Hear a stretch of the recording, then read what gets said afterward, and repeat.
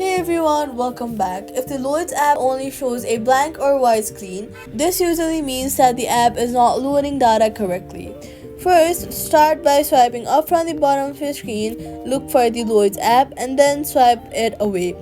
Then wait for a few while and then reopen it. Next, check that your internet connection is stable and try switching between Wi-Fi and mobile data to rule out network connection issues. Restart your phone to clear temporary system glitches.